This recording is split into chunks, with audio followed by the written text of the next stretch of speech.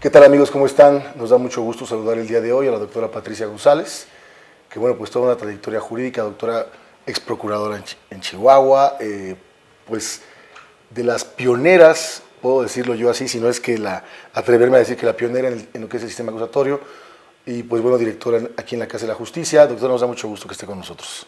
Muchas gracias, licenciada Acevedo, por esta invitación. Bueno, pues el tema de hoy, se han mencionado muchos criterios respecto a favor y en contra del sistema acusatorio. ¿Cuál es su opinión? ¿Por qué se crea ese sistema, partiendo de esa base? Bueno, mira, uno de los problemas principales de la justicia penal en México radicaba más que nada en las violaciones sistemáticas y reiteradas a derechos humanos. Y bueno, nosotros iniciamos un cambio sustancial de la justicia penal, porque en la frontera norte del país, en Ciudad Juárez particularmente, y en todo el estado de Chihuahua, había señalamientos fuertes de estas violaciones a derechos humanos por las policías, por las fiscalías o agentes del Ministerio Público, pero particularmente en aquellos casos que estaban relacionados con los feminicidios de Ciudad Juárez. Si ustedes lo recuerdan, estos feminicidios tenían realmente varias personas privadas de su libertad, y estas varias personas que estaban privadas de su libertad fueron liberadas a raíz de que se demostró que habían sido finalmente detenidos bajo tortura.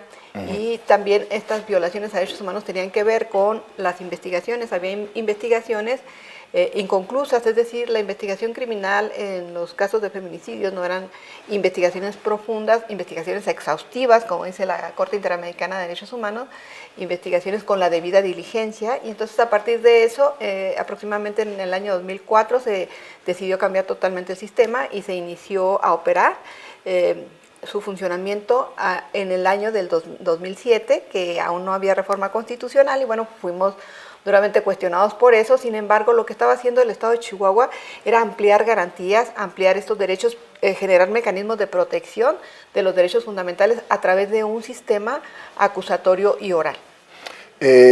Vamos a ser claros.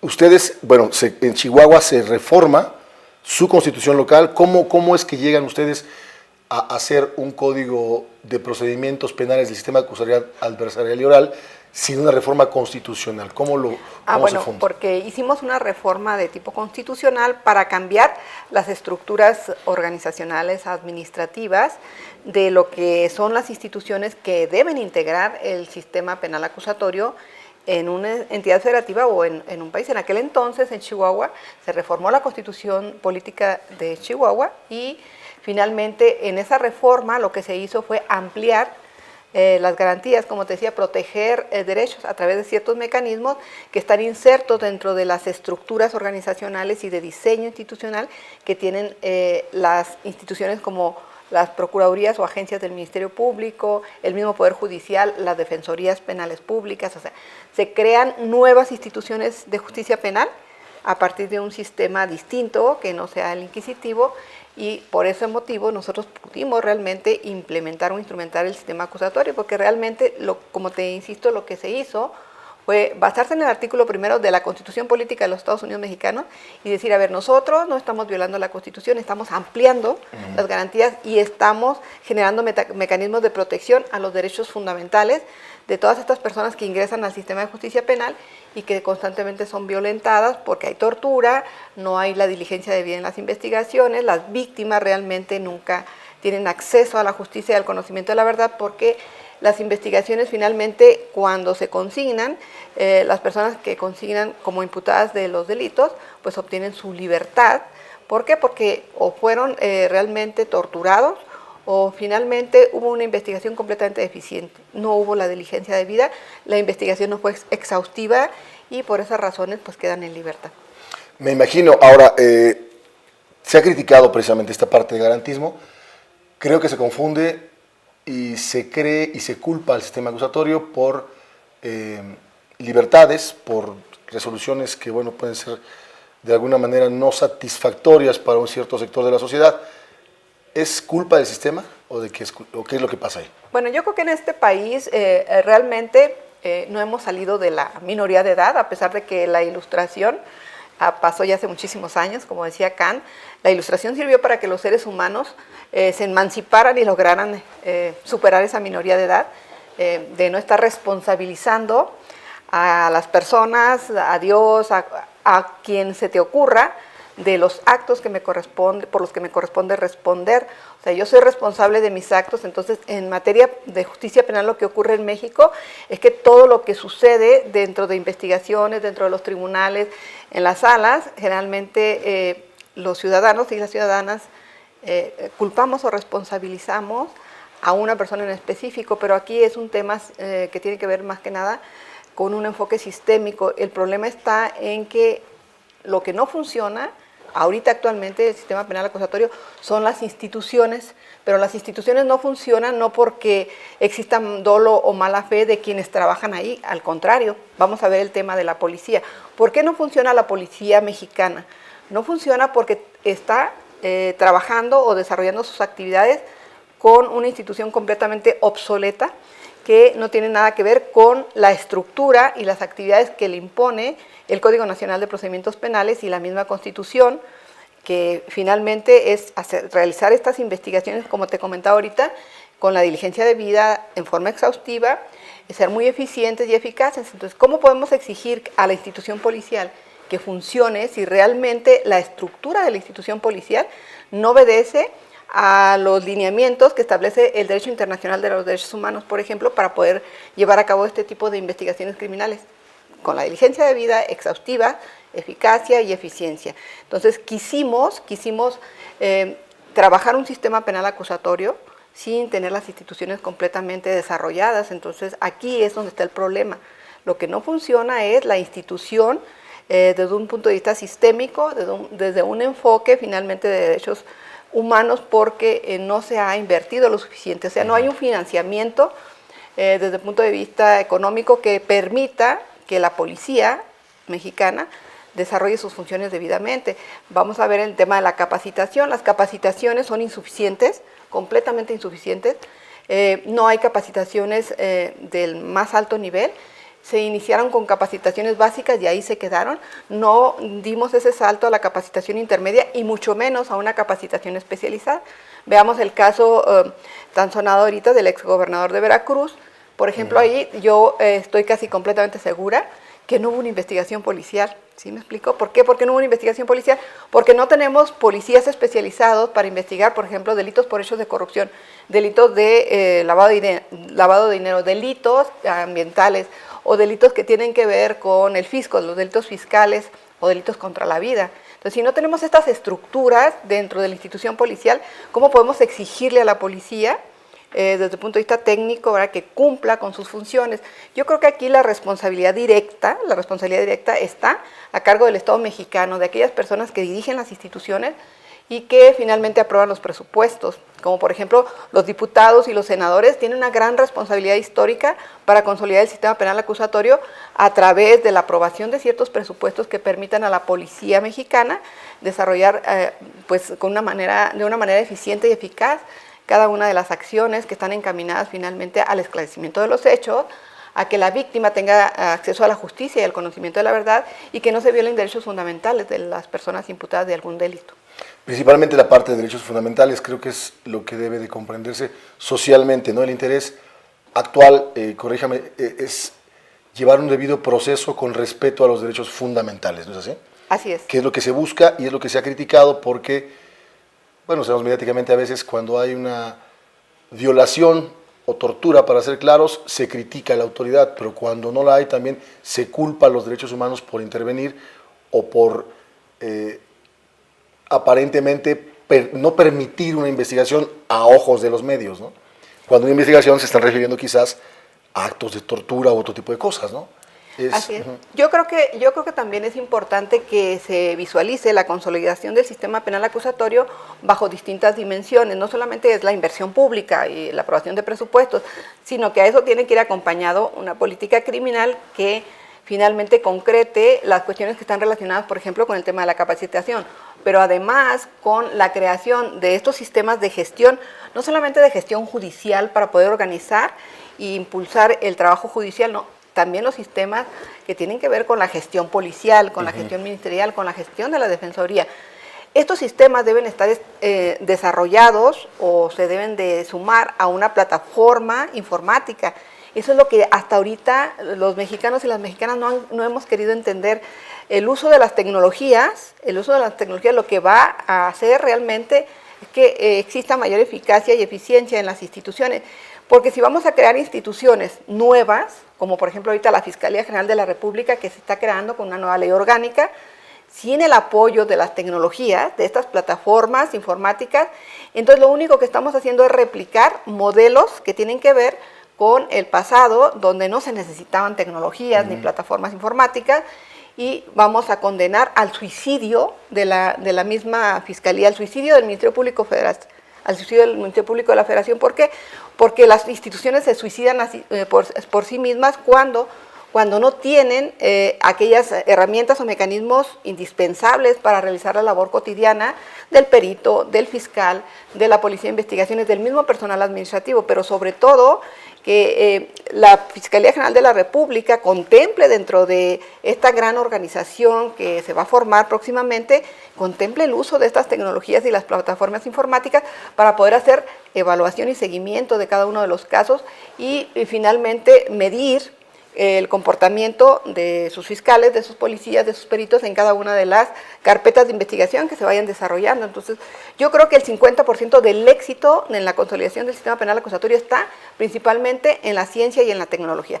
Ahora, otra cuestión muy importante, además de las tecnologías y las plataformas informáticas, tenemos los laboratorios de ciencias forenses. Es inconcebible que en este país una Procuraduría General de la República como la que tenemos ahorita y que se encamina a ser una Fiscalía General de la República como un órgano autónomo, tenga solamente un laboratorio de ciencias forenses cuando debiera tener por regiones distintos laboratorios para trabajar todo lo que esté relacionado con las pruebas técnicas y científicas, porque recordemos que también este gran cambio sustancial en el sistema penal acusatorio radica en el tema de la prueba, y las pruebas no pueden ser como eran antes, ¿no? Que claro, finalmente se obtenían de 1000 formas, pero había un descrédito en torno a estas pruebas. Entonces, yo creo que las pruebas técnicas y científicas que se van a procesar en los laboratorios de ciencias forenses realmente son las que le van a dar crédito, credibilidad al sistema penal acusatorio y sobre todo a las decisiones judiciales. Si la Procuraduría o la futura Fiscalía General de la República solamente tiene un laboratorio, entonces ¿cómo va a tener eficacia y eficiencia en la investigación criminal de en las entidades federativas, por ejemplo, del norte o del sur, donde hay una cantidad enorme de delitos que están relacionados no solamente con hechos de corrupción, sino también delitos ambientales, delitos que tienen que ver con la migración, la trata de personas? Todos estos delitos requieren necesariamente del trabajo de los laboratorios de ciencia forense.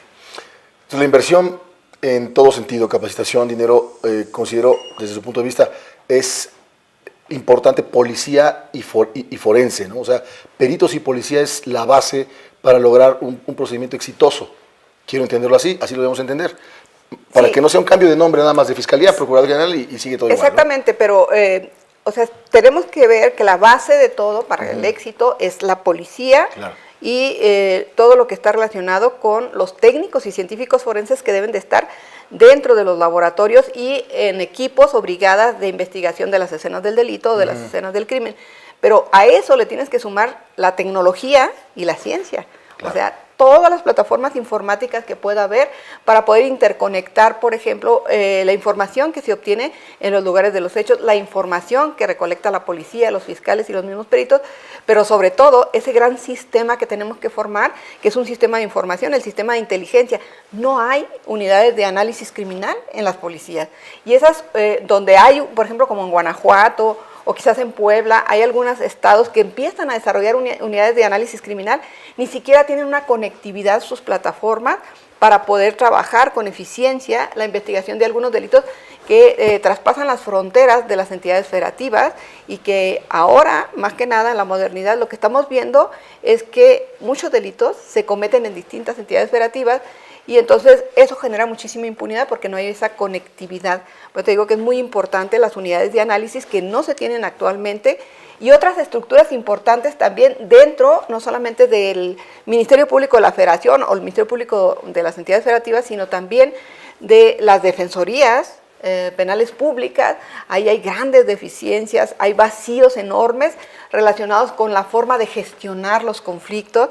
Los defensores siguen teniendo esta estructura y mentalidad de finalmente ser combativos, beligerantes y no solucionar los conflictos de otra forma, como por ejemplo con la aplicación de los mecanismos alternativos de solución de controversias. Esos grandes vacíos también están presentes en las fiscalías o en las agencias del Ministerio Público. No hay centros de justicia penal alternativa eficientes que gestionen los conflictos para que finalmente exista esta despresurización del sistema penal y podamos lograr que en el sistema judicial se tramiten exclusivamente casos que vayan a ir a juicio oral muy delicados, muy graves, y se tenga el tiempo suficiente como para poder desarrollarlos con eficacia y eficiencia. Hay otros vacíos enormes también dentro del mismo Poder Judicial, porque no hay en los poderes judiciales estatales o en el Poder Judicial de la Federación, no tenemos ese sistema de gestión judicial que permita evaluar día con día el trabajo jurisdiccional.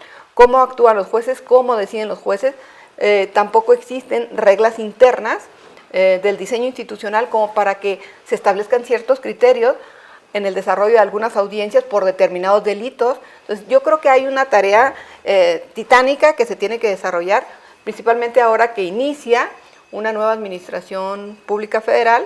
Con el nuevo gobierno yo creo que no nos debemos de volver a equivocar, como se equivocaron los gobiernos anteriores. Ya tenemos desde Vicente Fox tratando de insertar una nueva justicia penal acusatoria en México y no lo hemos logrado. ¿Por qué? Porque finalmente se convierte en un tema poco importante, poco interesante desde el punto de vista político, porque no da resultados a los próximos días o los próximos meses, sino que los resultados siempre se van a visorar a largo alcance, mediano y largo alcance, pero tenemos que aprender a construir nuestras instituciones con esa óptica y sobre todo manejar a los ciudadanos y a las ciudadanas con claridad en qué consiste el sistema acusatorio, cuáles son los beneficios para poder ir cambiando o transformando esta cultura inquisitiva que tenemos todos los mexicanos y las mexicanas.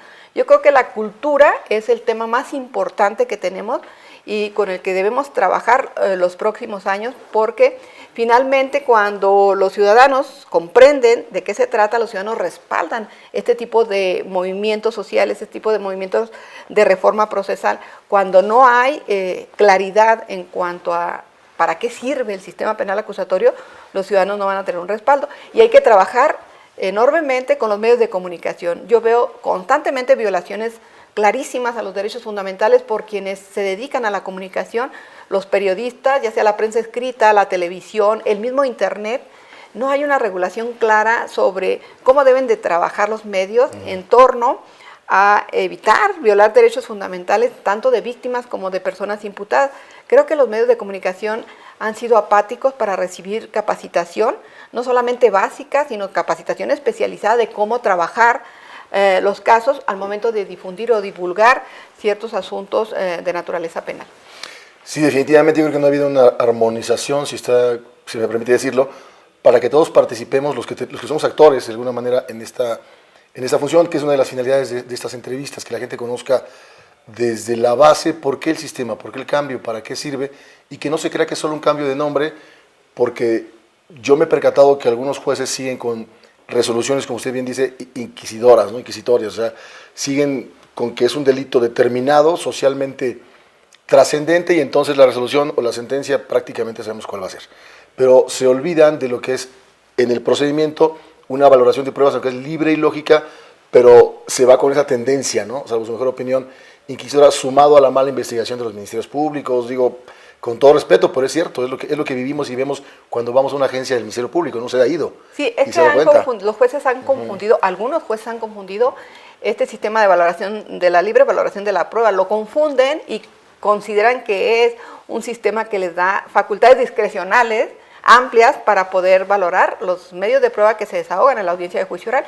Y en realidad sí hay límites en esa libre valoración de la prueba. Los límites los impone precisamente las reglas de la lógica y los conocimientos científicos. Además de estas reglas de la lógica y los conocimientos científicos, pues el manejo adecuado de la argumentación jurídica. Definitivamente, pues bueno, falta mucho camino todavía en México. Yo creo que ojalá no... Bueno, ya se habló de que el CETEC creo que se va a volver va a volver a funcionar. Ojalá y sea para terminar de implementar y consolidar, ¿no? Al final de cuentas, ¿cree que sí vale la pena esa institución volverla a crear? Yo considero que sí. Nosotros cuando iniciamos el proceso de implementación y de consolidación del sistema acusatorio en Chihuahua, te decía, entre 2004 y 2010, nosotros fuimos los primeros que creamos un órgano para la instrumentación e implementación del sistema acusatorio. Fue mucho antes que la CETEC. Nuestro órgano se creó en junio, ¿sí?, del 2008 y la CETEC se creó en agosto del 2008. Entonces, ellos imitaron el trabajo de esta entidad federativa porque es muy importante la colaboración y la coordinación entre las instituciones, la comunicación que se entable para poder señalar ciertas políticas públicas prioritarias dentro de la instrumentación, de la consolidación del sistema acusatorio. Aquí lo importante es que estos órganos de consolidación ya del sistema acusatorio tengan a los mejores abogados, a los mejores economistas, a los mejores administradores del país, a personas que estén realmente comprometidas con su país y sobre todo que tengan un conocimiento sólido sobre lo que están haciendo y que no improvisen personal, que en ocasiones uno observa en algunas entidades federativas que son amigos del diputado, que son amigos del gobernador y por eso están en los órganos de consolidación o implementación, o que finalmente llegaron a hacer negocios, como pasó en mi estado, que a algunas personas que formaron parte del órgano de instrumentación ya de consolidación después del 2010, pues nos dimos cuenta que eran personas que tenían una relación de amistad o parentesco con el gobernador en turno y luego después también con gente del Poder Judicial, y eso lo que genera es un rezago y un retraso en la ejecución de estas políticas públicas de consolidación del sistema acusatorio. Pues me queda claro, doctora, muchas gracias por haber estado con nosotros aquí en la Casa de la Justicia, que es su casa. Y bueno, pues próximamente tendremos cursos que vamos a implementar desde las bases. Yo creo que es importante conocer el sistema desde origen, a pesar de que ya tenemos de la reforma 10 años y 2 años de la implementación del Código Nacional. Pero yo creo que vale la pena conocer el origen, entenderlo para saber dónde estamos y hacia dónde vamos. Doctora, muchas gracias. Gracias. Y si me permite, bueno, un pequeño anuncio. Claro. Vamos a iniciar aquí en la Casa de la Justicia con uno de los cursos más ambiciosos que tenemos, que tienen que ver con la transformación de la cultura en torno al sistema acusatorio, un curso dirigido a los periodistas, periodistas de todos los niveles. Próximamente daremos a conocer las fechas y los horarios para que finalmente los periodistas puedan involucrarse, sobre todo los periodistas de aquí de la Ciudad de México o de Morelos, que están cerca, o de Pachuca, de Puebla, que puedan asistir aquí a la Casa de la Justicia a recibir este curso relacionado con el sistema acusatorio. Pero por supuesto, claro, y además lo estaremos publicitando para que todo el mundo sepa los horarios, las fechas, y yo creo que es lo mejor, empezar a capacitar y actuar, ¿no? Las quejas también, pero hay que actuar también, lo que está en nuestra responsabilidad hay que hacerlo. Por supuesto. Doctora, muchas gracias. Gracias a ti, licenciado. Hasta luego.